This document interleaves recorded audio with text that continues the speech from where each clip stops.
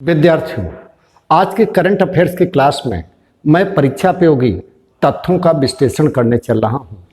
आज जो current affairs हम डिस्कस करने चल रहे हैं वे केवल जुलाई माह से संबंधित नहीं है, अपितु इधर कोरोना पीरियड में, लॉकडाउन पीरियड में ऐसे बहुत सारी घटनाएं घटी।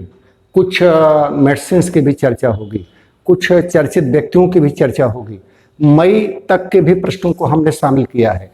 मेरे कहने का तात्पर्य यह है कि इसमें हम कोई डेट वाइज वन लाइनर तथ्य नहीं देने जा रहे हैं जैसा कि अन्य स्रोतों में और मैगजीनों में दिया जाता है।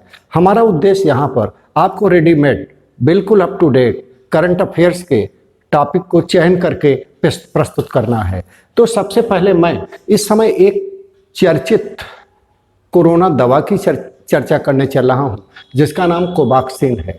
Indian council of medical research और भारत बायोटेक द्वारा विकसित की गई इस दवा का परीक्षण लगभग पूरा होने की कगार पर है और ऐसा उम्मीद की जा रही है कि जैसा कि कुछ सरकारी सूत्रों से ये पता भी चला है कि 15 अगस्त 2020 के पूर्व ये मार्केट में आ जाएगी।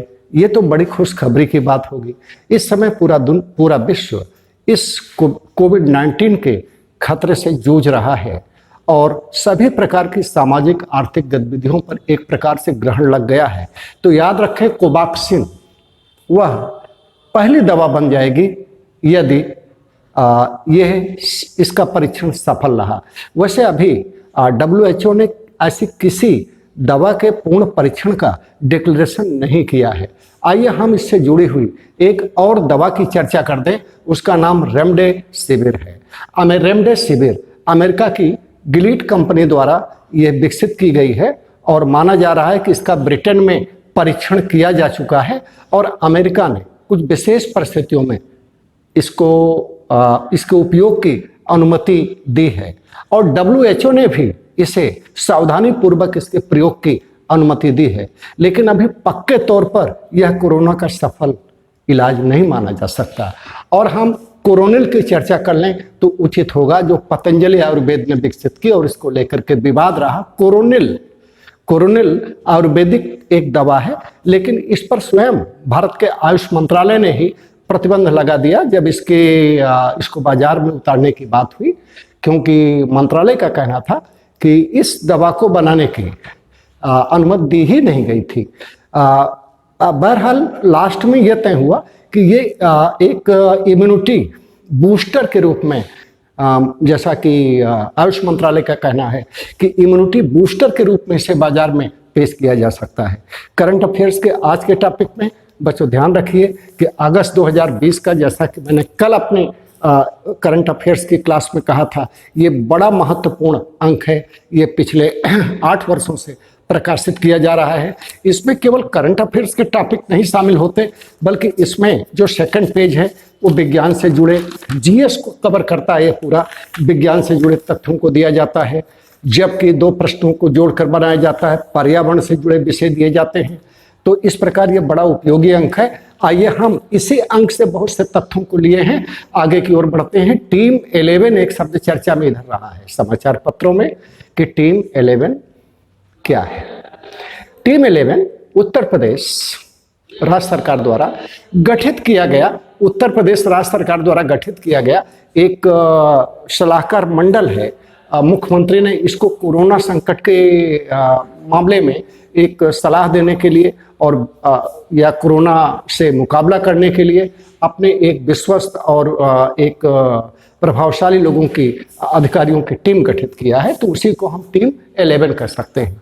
आरोग्य सेतु ऐप जो काफ़ी चर्चा में है और इसका काफ़ी प्रयोग भी कर रहे हैं, ये भारत सरकार का ऐप है और इसको लेकर के थोड़ा प्राइवेसी के बिंदु पर विवाद भी हुआ, लेकिन सूचना प्रसारण मंत्रालय ने स्पष्ट कर दिया कि ऐसी सारी बातें निराधार हैं। और इसके माध्यम से क्या होता है कि यदि ये ऐप डाउनलोड है आपके मोबाइल पर और कोरोना संक्रमित व्यक्ति के संपर्क में आप आते हैं तो आपको तत्काल एक सूचना मिल जाती है। इससे आप अपने को सेव कर सकते हैं। अब इसी कोरोना से जुड़ा हुआ एक प्रश्न मैं करूंगा कलबुर्गी कर्नाटक का एक शहर है। एक प्रश्न बनता है कि भारत में कोरोना से पहला मरीज कहाँ मिला, उसकी मृत्यु कब हुई? तो निश्चित रूप से 11 मार्च 2020 की बात है। उस समय भारत में कोरोना के केसेस मुश्किल से 150 तक थे।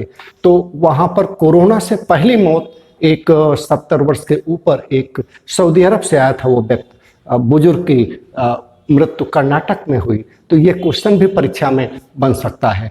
अब हम थोड़ा कोरोना से हटकर एक महत्वपूर्ण तथ्य रक्षा क्षेत्र में एफडीआई, इस बार के पेपर में दिया भी गया है कि अभी रक्षा क्षेत्र में एफडीआई, बिल्कुल ये बात है 16 मई का डिसीजन लिया गया, रक्षा मंत्री द्वारा इसकी घोषणा की गई। पहले से भी रक्षा क्षेत्र में एफडीआई जो था वो 47% रुक जाएगा। पहले भी रक्षा क्षेत्र में एफडीआई 49% था, लेकिन अभी इसे ऑटोमेटिक रूट से 49% से बढ़ाकर 74% करने का निर्णय लिया गया। इस समय भारत में कुछ विषम परिस्थितियां भी चल रही थी, अभी भी जारी हैं। नेपाल की ओर से भी, पाकिस्तान की ओर से तो चलता ही रहता है। चीन के साथ हमारा टकराव गलवान घाटी में बढ़ा। इन सब चीज़ों को संभवतः देखते हुए निर्णय लिया गया कि रक्षा क्षेत्रों में अधिक से अधिक हम पूंजी निवेश करके, विदेशी पूंजी निवेश करके, और एक प्रकार से मेक इन इंडिया के माध्यम से हम रक्षा उत्पादों को अपने देश में ही बनाएंगे और त्वरित भी होगा और इसमें हमें लाभ भी होगा। और अब हम कुछ अन्य तथ्यों की ओर, विविध तथ्य जिसको कह सकते हैं करंट में। अभी 21 जून को भारत में 6वां योग दिवस मनाया गया।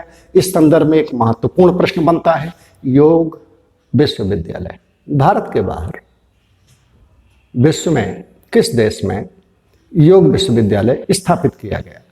तो अमेरिका के लॉस एंजल्स में योग विश्वविद्यालय अभी बनाया गया है और एच.आर. नागेंद्र इसके पहले कुलपति बने हैं। यह भारत के बाहर विश्व का पहला योग विश्वविद्यालय है, जो योग को बढ़ावा देने का काम करेगा। अब हम थोड़ा सा एक विशेष रोबोट की बात करते हैं। आर्टिफिशियल इंटेलिजेंस के आधार पर यह काम करता है और हम देख रहे हैं कि आने वाला समय भी रोबोट के बढ़ते महत्व का है। तो रोबोट जिसके हम चर्चा करने चल रहे हैं उसका नाम है कैप्टन अर्जुन। कैप्टन अर्जुन नाम रखा गया है, पुणे रेलवे स्टेशन पर इसको एम्प्लॉय किया गया है। ये 12 जून 2020 की घटना है। ये रेलवे स्टेशन पर आने वाले यात्रियों की विशेष करके उनके थर्मल स्क्रीनिंग करेगा, उनके तापमान को, टेम्परेचर को नापेगा और इनमें एक प्रकार से कोरोना वायरस में की जांच में सहायता करेगा। और कोरोना से जुड़ा हुआ एक प्रश्न जो बहुत चर्चा में है वो प्लाज्मा बैंक है। लंबे समय से ये बात तो सुनी जाती रही है और मानी जाती रही है कि प्लाज्मा के माध्यम से कोरोना को जल्दी हराया जा सकता है। तो इसी संदर्भ में दिल्ली की सरकार ने, अरविंद केजरीवाल की सरकार ने प्लाज्मा बैंक बनाने का डिसीजन लिया है 29 जून को, ये बात है।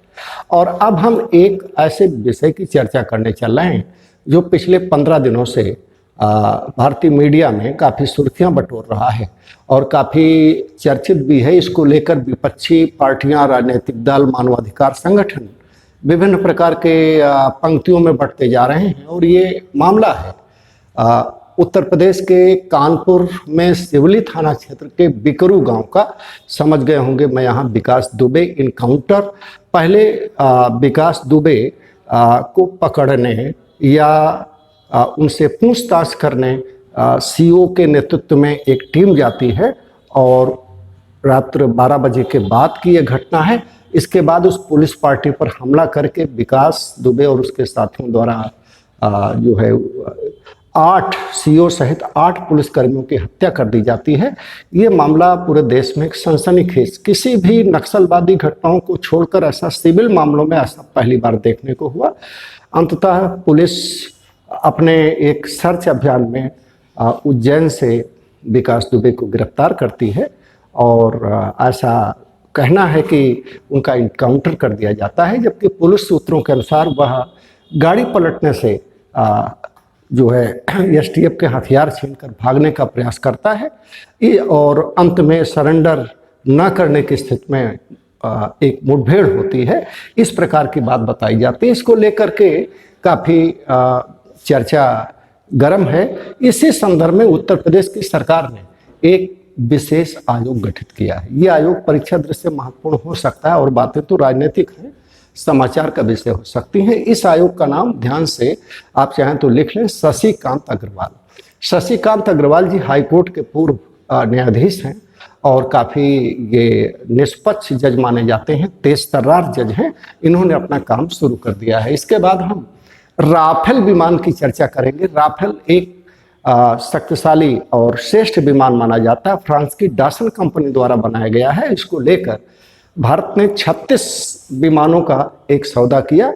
ये अतीत में काफ़ी विवादित भी रहा, चुनाव का मुद्दा भी बना। और इस राफेल विमान में से परिस्थितियों को देखते हुए 6 विमान इसी 27 जुलाई के आसपास भारत को फ्रांस हैंडओवर करेगा। ये काफ़ी महत्वपूर्ण है। अब आते हैं एक प्रोजेक्ट की चर्चा करने। ये प्रोजेक्ट अभी भारत और भूटान के बीच एक समझौते के रूप में चर्चा में आया और इसका नाम है खोलो गद्दू प्रोजेक्ट। खोलो गद्दू प्रोजेक्ट एक नदी के नाम पर इसका नाम पड़ा। ये 600 मेगावाट की एक परियोजना है। इससे भारत और भूटान के संबंधों को नई दिशा मिलेगी। वैसे हम कह दें कि भारत के जो पड़ोसी देश हैं उनकी संख्या 8 है। उन 8 पड़ोसी देशों में अगर हम वर्तमान में चर्चा करें कि कौन सबसे घनिष्ठ मित्र हो सकता है, तो वैसे तो भारत ने कोई घोषित तौर पर किसी को शत्रु नहीं घोषित किया है, लेकिन भूटान सबसे घनिष्ठ मित्रों में है। अफगानिस्तान भी हमारा मित्र है, बांग्लादेश भी हमारा मित्र है। हम पाकिस्तान और चीन के बारे में जैसा कि टकराव चल रहा है नहीं कह सकते। तो इस प्रकार आइए अब हम बढ़ते हैं 2 महत्वपूर्ण तूफानों की, चक्रवाती तूफानों की चर्चा करेंगे जिन्होंने भारत में कुछ राज्यों में विशेष जनधन की हानि की। इसमें सबसे पहला और महत्वपूर्ण है अम्फान तूफान।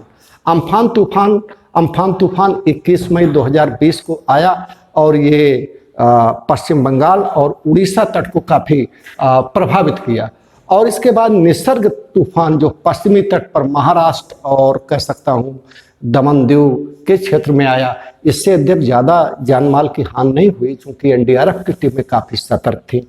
तो इस प्रकार आज के इन टॉपिक में हमने इन मुद्दों को शामिल किया। इसके साथ हम कुछ विषय और भी इसमें शामिल करना चाहेंगे, जैसा कि रिकॉर्ड वृक्षारोपण की दृष्टि से अभी ये जुलाई माह के प्रथम सप्ताह में जो एक वन महोत्सव मनाया जाता है, इसमें उत्तर प्रदेश देश का एक पहला राज्य बन गया है जिसने रिकॉर्ड वृक्षारोपण किया। 25 करोड़ और 8,84,208 पौधों को रोपने के साथ इसने अपना रिकॉर्ड बनाया। अब हम इसी के साथ कुछ एक मुद्दे आधारित विषय पर चर्चा करना चाहेंगे और जो करंट का मुद्दा है, जो सबसे महत्वपूर्ण है, वो चीन के और भारत के संबंधों को लेकर है। चीन और भारत के संबंध वैसे तो दोनों के संबंध कूटनीतिक स्तर पर ही बने रहे, उस तरह मित्र देश चीन भारत का कभी नहीं रहा। चीन ने भारत पर 1962 में हमला किया। चीन के साथ हमारे इधर आर्थिक संबंधों को अगर हम लें तो काफ़ी हद तक ये बड़े स्तर पर हो चुके थे, लेकिन इधर लद्दाख, पूर्वी लद्दाख में गलवान घाटी के मुद्दे पर चीन और भारत के बीच जो टकराव शुरू हुआ, दोनों के बीच संबंध पुनः शून्य पर पहुंच गए। चीन और भारत के संबंधों को लेकर कई आयाम हैं, जिनमें एक लंबी जो सीमा रेखा है, बांग्लादेश के बाद सबसे बड़ी सीमा रेखा भारत की चीन के साथ लगती है। इस सीमा रेखा में हम अरुणाचल प्रदेश से लेकर सिक्किम और उधर जम्मू कश्मीर और इन लंबी सीमा रेखा में कई ऐसे क्षेत्र हैं जिनको लेकर के विवाद है। विशेषकर जब जो इधर विवाद का केंद्र रहा वो लद्दाख, पूर्वी लद्दाख का क्षेत्र रहा। पूर्वी लद्दाख में गलवान घाटी एवं पेंगोंग झील के आसपास का एरिया, और ये बात है 16 जून के आसपास चीन ने भारतीय सैनिकों पर हमला किया और इससे कई जवान हमारे इसमें मारे गए। यह मुद्दा काफ़ी अभी भी भारत एवं चीन के बीच जो लंबी सीमा है, जिसे कहा जा सकता है कि 3,488 किलोमीटर की लंबी सीमा है, और इसको हम कंट्रोल, रुक जाओ भाई, चीन और भारत की जो सीमा रेखा है वो विवादित रही है। इसे हम लाइन ऑफ एक्चुअल कंट्रोल के नाम से जानते हैं। लाइन ऑफ एक्चुअल कंट्रोल एक विवादित सीमा रेखा है। चीन दरअसल 1914 ईस्वी में मानी गई या खींची गई मैकमोहन सीमा रेखा को नहीं मानता। ठीक है, बहरहाल हम ये कह दें कि पूर्वी लद्दाख क्षेत्र में या कह सकते हैं जम्मू कश्मीर क्षेत्र में जो अक्साई चीन का क्षेत्र है, जिसको चीन ने पाकिस्तान से प्राप्त किया है और उस पर कब्जा है, उस क्षेत्र पर कई महत्वपूर्ण अपने विकास कार्यों को कर रहा है। अगर हम कहें कि इधर डोकलाम 2017 में की बात है और डोकलाम में लगभग 73 दिन भारत एवं चीन के बीच सैन्य टकराव की ओर हम लोग बढ़े थे, लेकिन ऐसा कुछ हिंसक टकराव नहीं हो पाया। दोनों देशों की सेनाओं को वापस होना पड़ा। इस बार जो एलएसी के आसपास का जो बुनियादी क्षेत्र है, जिसमें हम कह सकते हैं कि भारत दारबुक सायोग दौलत बेग ओल्डी, भारत विशेष करके दारबुक सायोग दौलत बेग ओल्डी, देखिए इधर इस क्षेत्र में क्या है, भारत द्वारा आधारभूत ढांचा, संचार व्यवस्था, सड़कें का तेजी से विकास किया जा रहा है। चीन इसको लेकर बहुत बौखलाया हुआ है। जम्मू कश्मीर के अन्य क्षेत्रों में भी भारत की बॉर्डर रोड ऑर्गेनाइजेशन बहुत तेजी से काम कर रही है। इधर पिछले 4-5 वर्षों में भारत के इन सीमावर्ती क्षेत्रों में इंडो तिब्बत बॉर्डर पुलिस की चौकसी भी बढ़ी है। एक बात यहाँ हम बता दें कि चीन एक शुरू से ही साम्राज्यवादी प्रकृति का देश रहा है। आधुनिक चीन जो साम्यवादी चीन है, जिसके संस्थापक माओ से तुंग माने जाते हैं, क्योंकि 1949 के पहले चीन एक लोकतांत्रिक देश था, जैसा कि आप जानते होंगे। तो माओ से तुंग जो थे, जो साम्यवादी थे, उनका एक प्रसिद्ध कथन ये था, शक्ति बंदूक की नली से निकलती है, शक्ति बंदूक की नली से निकलती है। जरा ध्यान दीजिए, हमारे राष्ट्रपिता, आधुनिक राष्ट्रपिता महात्मा गांधी हैं, वो अहिंसावादी हैं। भारत एक लोकतांत्रिक देश है, चीन एक साम्यवादी देश है। दोनों के बीच हर क्षेत्र में आजकल प्रतिस्पर्धा चल रही है। हर क्षेत्र में आज भारत तेजी से विकास कर रहा है। ये भी चीन के चिढ़ने का कारण है। चीन 14 देशों के साथ उसकी सीमाएं लगती हैं और लगभग 5-6 देशों के साथ उसका सीमा विवाद अभी भी चल रहा है। ताइवान के साथ भी उसका विवाद है, हांगकांग के साथ। हांगकांग तो उसका स्वायत्त क्षेत्र ही है, लेकिन वहाँ पर भी आंदोलन, लोकतांत्रिक आंदोलन चल रहा है। और नेपाल के सुनने में आया कि कुछ क्षेत्रों को पर अतिक्रमण कर रहा है। और इस प्रकार तिब्बत को तो 1951 में चीन ने हड़प ही लिया और तिब्बत को हड़पने के साथ ही उसकी सीमाएं, चीन की सीमाएं हमारे देश के साथ सीधे मिल गई और विवाद का वास्तविक एक सिलसिला शुरू हो गया।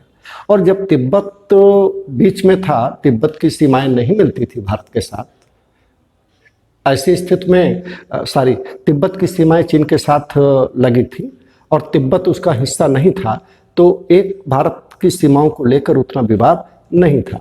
तो कहने का तात्पर्य, चीन के साथ जो भारत का विवाद चल रहा है, इन परिस्थितियों में भारत को भी अपने कई निर्णयों से गुजरना पड़ा। रक्षा के क्षेत्र में निर्णय, आर्थिक क्षेत्र में भारत ने चीन के कई एप्स को, 159 एप्स को प्रतिबंधित कर दिया। आज दोनों देशों के बीच लगभग 90 अरब डॉलर का व्यापार है। हम चीन से आयात ज़्यादा करते हैं और चीन को निर्यात कम करते हैं। चीन के साथ हमारा होने वाला व्यापार हमारे पक्ष में नहीं है, चीन के पक्ष में अधिक है। तो इस प्रकार आप चीन के साथ जो संबंध हैं, ठीक है, चीन के साथ संबंधों को हम एक नई दिशा कैसे दें, इस संदर्भ में तो अभी हाल में प्रधानमंत्री ने लद्दाख का दौरा किया और अपने वहाँ सैनिकों को, शहीद सैनिकों को श्रद्धांजलि दी और एक प्रकार से अप्रत्यक्ष रूप से हम कृष्ण को मानते हैं यह कहकर चीन को संदेश देने का प्रयास किया। चीन उधर दक्षिणी चीन सागर में अमेरिकी आक्रामकता के रुख को देखते हुए या अन्य कारणों से पीछे हटने को राजी हुआ। इस समय चीन की सेना पीछे हट गई है। भारत भी और चीन के बीच बैठकें अभी भी चल रही हैं। चीन, कुछ लोगों का मानना है, समीक्षकों का मानना है कि चीन हो सकता है कि विश्व भर में कोरोना के प्रसार में उसका नाम आ रहा है। चीन के वुहान से ही कोरोना की शुरुआत हुई थी। पूरे विश्व बिरादरी का ध्यान हटाने के लिए तो ऐसा नहीं कर रहा है। ये भी हो सकता है, ये भी हो सकता है कि चीन शुरू से ही साम्राज्यवादी देश रहा है और उसे लग रहा है कि जब पूरी दुनिया इस प्रकार के संकट में फंसी है तो ये अच्छा अवसर हो, उसकी लाइन ऑफ थिंकिंग हो सकती है। तो ये एक बड़ा मुद्दा है विद्यार्थियों, और इस पर हम एक स्वतंत्र टॉपिक के रूप में चर्चा करेंगे। तो आज के क्लास में हम करंट अफेयर्स का इतना ही विषय, अगली क्लास में हम कुछ महत्वपूर्ण तथ्यों और मुद्दों के साथ फिर आपके सामने आएंगे।